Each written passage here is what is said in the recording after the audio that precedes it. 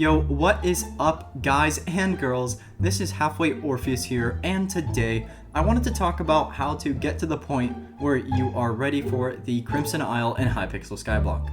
Now, I myself can barely survive in the Crimson Isle, and the update looks great on paper until you realize that the mobs have an insane amount of health and it feels almost impossible to survive. Today, this is going to be somewhat of a damage increase guide, but also an overall guide of things I've been doing to increase my overall survivability while also starting to be able to kill mobs as well. Now, of course, I could easily just say get all of your skills maxed and put an insane amount of time into grinding, but there are so many ways to go about that. So today I chose 5 things that you should be doing or do to increase your damage and survivability in the Crimson Isle. Now, jumping into the Crimson Isle, I thought that the level 24 for combat was very misleading.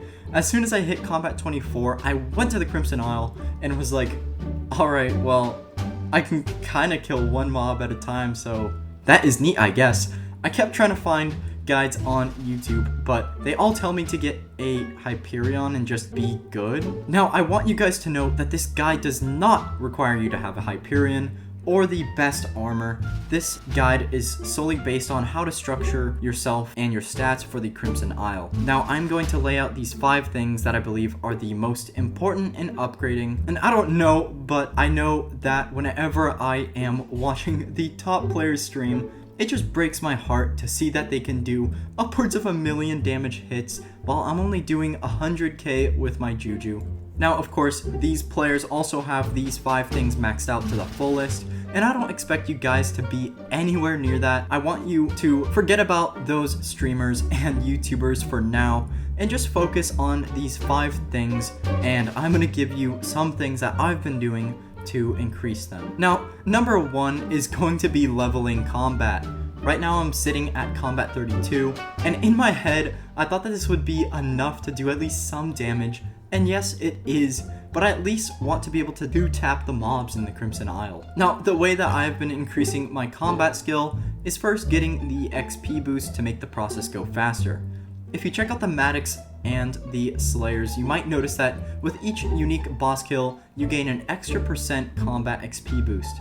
Right now mine is pretty low and is only sitting at 16, but that is actually very good considering I didn't even notice it until a little bit ago. The next thing I did was then get the wolf pet. I got it at level 37 for only 2 million, and I started to do Revenant Slayers. Now, I also noticed that the God Pot actually gave XP boosts, and I had no idea this was a thing, so I started using God Pots constantly. I also started using cookie boosters as they would give 20% XP as well. These Revenant Slayers are great for leveling up, but unfortunately sometimes they can be a little bit expensive, and so the second and probably most useful thing to leveling up your combat is your bestiary. Once you hit bestiary level 18, you will start to get 1 million combat XP for every other 10 unique mob levels. So that is 20 unique mob levels.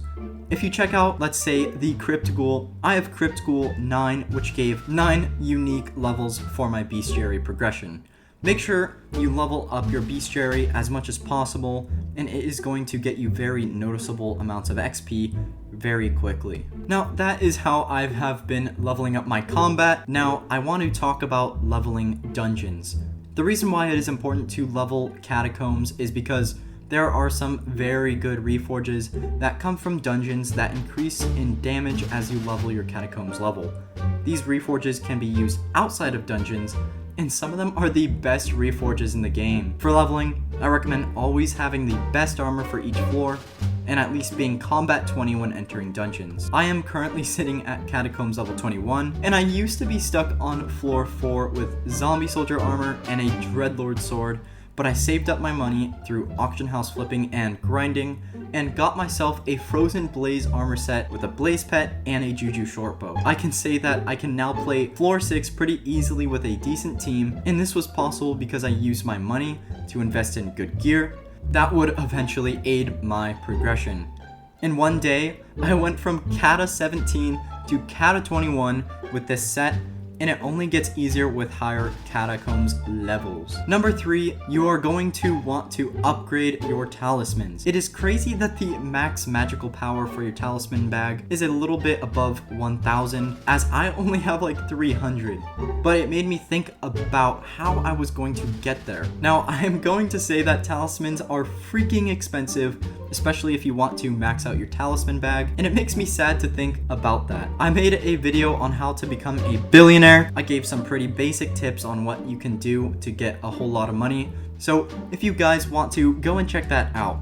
Now, if you already have a whole lot of money already, then I recommend getting as many talismans as possible. This is probably the most important step, so listen carefully. I want you guys to sit down, crisscross apple banana pizza on the ground, and make sure that you are not wearing any shin guards, and I want you to pick a color from 1 to 10. Once you are done with this, Entity 303 will spawn inside your closet, and he will lead you through a nether portal to the next step. The next step is going to be none other than the power stones and optimizing crit damage and strength as much as possible to get as much damage as you can get. The closer these two stats are, the higher damage you will be able to do with your setup. Now, with other setups such as a mage or a tank setup, just go for whatever stats you want, but investing in a good power stone will be very beneficial to maxing out that damage. My favorites include the bloody, silky, and sided power stones, but there are so many to choose from, so pick whatever you want, or check out the stats and build around it. For weapons such as the Flower of Truth, I really like the Silky Reforge as I run Frozen Blaze armor with it, which already gives way too much strength. The Silky power gives a bunch of crit damage, and even though I will still have much more strength, it gives me more effective damage by not putting everything into one stat. The 5th and final step to preparing yourself for the Crimson Isle is of course the armor, weapons, and pets you are going to be using. I put this last because I want you guys to remember that even if you have the best items and gear in the game, you'll still not be able to do the damage that top players do, because this game is not always just pay to win. You need to do other things first, and upgrading skills is probably the most important thing to do. You want to build your house on rock, not on sand. Well, usually houses are built on like dirt or clay, and you can scrape your elbows on rocks and get bruises. And what if the rock was in your... Anyways, guys, that is it for the video, and I hope that this guide somewhat helped you out. If it didn't, then you can go to my island and tell me I am wrong or that I am a terrible con man. But thank you guys for the support. I have 17 subscribers now, and every single one makes me so happy that my forehead gets shiny. Well, that is it for the video. I hope you guys enjoyed, and this has been Halfway Orpheus signing out.